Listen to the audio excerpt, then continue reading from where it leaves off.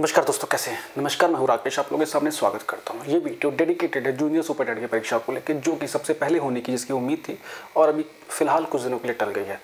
उसके ऊपर कुछ डिस्कशन लेके आज हम लोग आए हैं। कुछ सिंपल सी बातें करेंगे आप लोगों के साथ। 18 अप्रैल को परीक्षा होनी थी, 18 मई को रिजल्ट आना था, लेकिन पंचायत चुनावों की वजह से ये परीक्षा को कुछ समय के लिए टाल दिया गया है। और अब ये कब होगी इसका भी आइडिया नहीं है, लेकिन जो स्पीड लग रही चीज़ों को देख के लग रहा है कि शायद मई के महीने में बहुत आराम से परीक्षा हो जाएगी। तो मोर ओवर हमको लगता है 20 से 25 दिन, मैक्सिमम एक महीने का समय हमको लग रहा है और मिल गया है। मोटी मोटा आपके पास फिर से करीब 40-42 दिन का समय हो गया है। ये एक तरह से रिवाइंड है उन लोगों के लिए जो ज़बरदस्त मेहनत कर रहे थे और थोड़ा सा एक्स्ट्रा टाइम उनको मिल गया है। फ़ायदा वही उठा पाएगा जो अंत तक इसी स्पीड में 18 अप्रैल वाली स्पीड में ही लगा रहेगा, तो निहायत रूप से अपने आप को ज़्यादा मजबूत स्थिति में पाएगा। वो लोग कतई परेशान नहीं हैं जो कि लगातार अक्टूबर नवंबर से प्रिपरेशन अगर कंटिन्यूसली कर रहे हैं, उनको भी इस डेट के चेंज होने से कोई इफेक्ट पड़ता नहीं, सीरियसली नहीं पड़ता है। क्योंकि अंतिम लक्ष्य सिलेक्शन लेने का है। अंतिम लक्ष्य ये नहीं है कि एग्ज़ाम कब होगा, हमें एग्ज़ाम देना है। फाइनल आपको गोल आपका होना चाहिए कि सिलेक्शन लेना है और उसके लिए मुझे डेली बेसिस पे ये टारगेट सेट करना है, डेली बेसिस पे मुझे ये करना है और मैंने कर लिया। वहाँ तक आप जब उस तरीके से आप पढ़ना शुरू करेंगे, उस तरीके से अपने दिन को बिताएंगे, तो दिन कब बीत जाएंगे पता भी नहीं चलेगा। तो अल्टीमेट गोल आपका ये होना चाहिए कि किस दिन परीक्षा होगी ये मैटर नहीं करता, ये परीक्षा हमें उत्तीर्ण करनी है ये मैटर करता है। और उससे पहले हमें भी सारी चीज़ों को व्यवस्थित कर लेना है।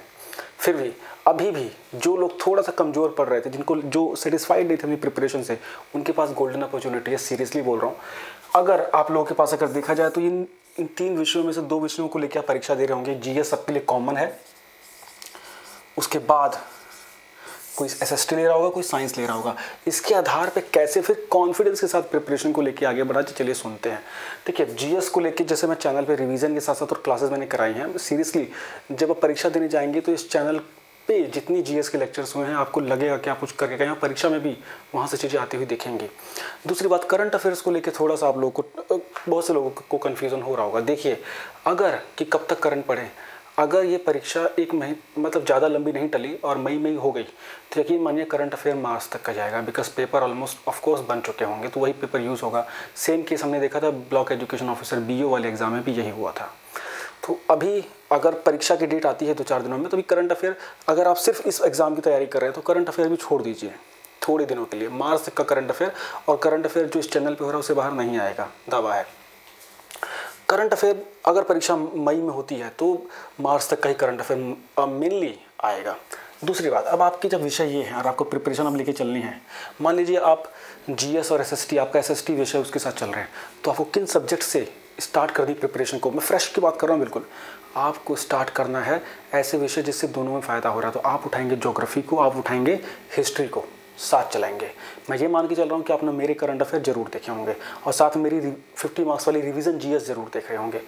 अब आपको जब एसएसटी प्लस जीएस की तैयारी करनी है तो आप उठाएंगे सबसे पहले ज्योग्राफी उठाइए, सिर्फ इंडियन ज्योग्राफी, और हिस्ट्री में मॉडर्न हिस्ट्री मतलब आधुनिक काल, नेशनल मूवमेंट, वहाँ से पकड़िए, उनको पढ़ना शुरू कीजिए। कहने का मतलब दिन में एटलीस्ट 2 विषय जरूर पढ़िए, एटलीस्ट 2 विषय जरूर पढ़िए। और घड़ी का प्रयोग कम करिए, घड़ी देख के पढ़ाई मत करिए। जब थक जाए तो सो जाइए।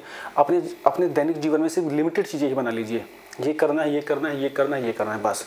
बहुत ज़्यादा अपने आप को बिजी मत रखिए, बहुत ज़्यादा हर जगह इनिशिएटिव लेके पहुँच मत चाहिए कि हाँ मैं आ गया, मैं कर लूँगा ये काम। जी नहीं, थोड़ा दबोच लीजिए अपने आप को, यहीं कोने में दबा लीजिए अपने आप को।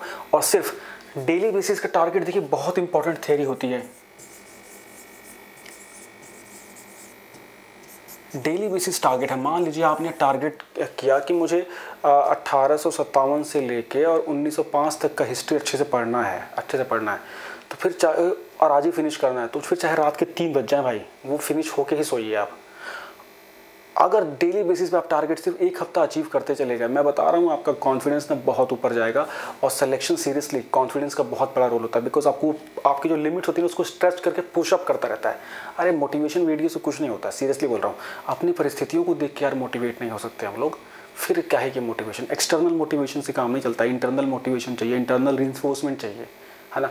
कब तक दूसरों के लिए ताली बजाओगे और दूसरों के लिए कॉन्ग्रेचुलेशंस करोगे। मौका लाइए कि आपके लिए लोग कॉन्ग्रेचुलेशन बोले और आपके लिए लोग ताली बजाएं। बहुत ज़्यादा अंतर नहीं है, सिर्फ पिक्चर ब्लैक एंड वाइट में है। आपकी मेहनत तब तक काउंट नहीं होगी जब तक आप वो ब्लैक पिक्चर से वाइट की तरफ नहीं पहुंच जाते। मेहनत लगभग लोग बराबर करते हैं, बस एक अच्छा दिन और एक अच्छा पुश फाइनल जो होता है वो देने से ही चीज़ें काफ़ी बदलती हैं। वही नीड बस आपको है ना। तो डेली बेसिस से टारगेट अचीव करिए, उसके लिए रियलिस्टिक टारगेट रखिए कि हाँ मैं एक दिन में कितना कर लूँगा, उस पर जान लगाइए। परिस्थितियाँ सबके साथ बुरी हैं, सबकी समस्याएं अपनी अपनी हैं, तो सबको अपनी परिस्थितियाँ बड़ी लगती हैं, उसका एक्सक्यूज़ हमें किसी को नहीं देना, बिकॉज अल्टीमेटली सबको एग्जाम में जाके बैठना है और सबको परीक्षा देनी है, रियलिटी यही है। तो परीक्षा देना हमारा लक्ष्य नहीं है, हमारा लक्ष्य सिलेक्शन निकालना है, उसके लिए पढ़ाई करनी पड़ेगी। बहुत सिंपल, चीज़ों को बहुत सिंपल रखना है। हम चीज़ों को बहुत कन्फ्यूज़ कर लेते हैं कि मैं जैसे हम बहुत बड़ा कुछ त्याग या तपस्या कुछ कर रहे हैं, सब कुछ नहीं है। बहुत मुश्किल होता है चीज़ों को साधारण रखना, बहुत सिंपल रखना। अगर हम चीज़ों को सिंपल रखेंगे तो प्रिपरेशन हमारी आराम से और हम सिलेक्शन की ओर निकलेंगे। अगर हम चीज़ों को बहुत कन्फ्यूज और बहुत बड़ा बना लेंगे, ऐसे हम कोई बहुत बड़ा काम कर रहे हैं, तो वो चीज़ हमेशा हम पे हावी रहेंगी और हमें लगेगा कि अरे ये आसान नहीं करना, और हम बस कोशिश कर रहे हैं दिलासा देने के लिए। ठीक है, इन सब चीज़ों से दूर रहना है आपको। तो जैसा मैं बता रहा था कि अगर आप SST और GS को लेकर चल रहे हैं, तो सबसे पहले आपकी स्ट्रेटेजी होनी चाहिए कि आप जियो प्लस हिस्ट्री से शुरुआत करें, उसके साथ साथ आगे बढ़ते हुए जियो को रिप्लेस कर दें पॉलिटी के साथ, और हिस्ट्री को चलने दें मेडिवल को छोड़ के एंशिएंट को लेके। ठीक है, इस तरह से रोटेट करते रहें, और अगर आप 3 घंटे हिस्ट्री पढ़ रहे हैं तो मेक श्योर कि आप 2 घंटे थ्योरी पढ़ने के बाद 1 घंटा ऑब्जेक्टिव क्वेश्चन जरूर लगा रहे होंगे। और ये हर सब्जेक्ट के साथ मैं यही बोलता हूँ, चाहे ज्योग्राफी या कुछ भी, क्वेश्चंस करना अवश्य भावी है। जो हमारी जो GS की क्लासेस, SST क्लासेस चल रही हैं ऑलरेडी, चाहे तो आप उसको भी ज्वाइन कर सकते हैं अगर आपको लगता है कि लास्ट मोमेंट पे आपको उसकी नीड है तो। ठीक है, उसकी डिटेल्स के लिए हमारा नंबर आप लोगों के पास होगा 7678668827, उस पर भी जानकारी प्राप्त कर सकते हैं। अब इसी तरह अगर आप बात कर रहे हैं कि आप साइंस के स्टूडेंट, साइंस के साथ तैयारी कर रहे हैं, तो GS प्लस साइंस अगर आपको लेना है तो आप स्टार्ट कीजिए साइंस के साथ अपनी प्रिपरेशन को, प्लस एनवायरनमेंट के साथ, इसके साथ तगड़े से इन्वॉल्व करिए। फिर लेके चलिए लाइफ स्टाइल साइंस के साथ, लाइफ स्टाइल साइंस को ऐड कर लीजिए अलग से। उसके बाद ह्यूमन ज्योग्राफी को पकड़िए, और इसके बाद फिर आप चीज़ों को लेकर थोड़ा आगे बढ़ते रहिए। तो आपको लगेगा आप साइंस कर रहे हो, लेकिन GS का एक बड़ा पोर्शन धीरे धीरे आपसे कवर हो जाएगा। करंट अफेयर जैसा मैंने बताया है, सितंबर से लेकर मार्च तक को रगड़ देना है। मैं जितना चैनल पे कराता रहूँगा सिस्टमेटिक तरीके से, उससे बाहर नहीं आएगा। अब करंट अफेयर हमारा डेली बेसिस के रूप में भी धीरे धीरे आना शुरू होगा, PCS वगैरह के लिए भी, तो उसके लिए भी आपको अलर्ट रहना पड़ेगा। तो सिंपली ये चीज़ बहुत मुश्किल नहीं है। इसके साथ साथ जब थोड़ा सा सिलेबस कवर होने लगे तो आपको SCRT और UP टेट के पेपर्स में नज़र मारनी है। UP टेट का पेपर 2, SST वाला या साइंस वाला। जो चीज़ मैं बता रहा हूँ वो मैं चैनल पे कराऊंगा, पहले बता दूँ। SCRT की साइंस और SST की बुक्स, सारी बुक्स अगर नहीं तो 7th और 8th की बस कर लो, you will get the glimpse. और SCRT की जो बुक्स आप करेंगे ना, उसका फ़ायदा आपको UP टेट के क्वेश्चन सॉल्व करने से निकल जाएगा। UP टेट के सिर्फ क्वेश्चन सॉल्व करेंगे, वो कराऊंगा मैं, मॉडल पर रेडी है, दिखा के आपको बहुत ज़बरदस्त आइडिया मिल जाएगा। और इससे आइडिया मिलेगा कैसे क्वेश्चंस आ सकते हैं। साइंस में आप कोशिश करिए कंसेप्ट से ज़्यादा नंबर ऑफ क्वेश्चंस को पकड़ने के लिए। यहाँ आपकी घटना चक्र काम आ सकती है अगर आपके पास है तो, नहीं है तो ऑब्जेक्टिव लूसेंट है तो वो भी काम आ सकती है। 2 में से 1 तो ज़रूर पढ़ लीजिएगा। चीज़ों को सिंपल रखिए। आपको ये नहीं होना चाहिए कि हम बहुत बड़े बड़े विषय कर रहे हैं। सिस्टमैटिक तरीके से पहले वो सब्जेक्ट पकड़ने हैं जो ओवरलैप हो रहे हैं, जो कॉमन है। आपका कॉन्फिडेंस बिल्डअप होगा, सीरियसली कॉन्फिडेंस बिल्डअप होगा, और फिर चीज़ें आगे बढ़ेंगी। इस चैनल पे अगर आप नए हैं तो इस चैनल पे आप पिछले 1.5 से 2 महीनों के अगर लेक्चर देखेंगे तो आपको अंदाज़ा लग जाएगा जूनियर सुपर टेट के लिए कितने ज़बरदस्त लेक्चर यहाँ आए हैं।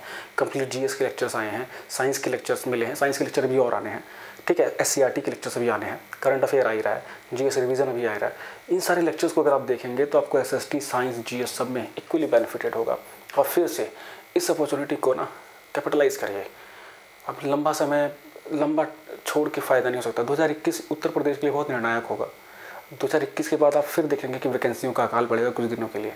तो 21 में सफलता को प्राप्त करने की पूरी कोशिश करिए। Thank you so much, bye bye.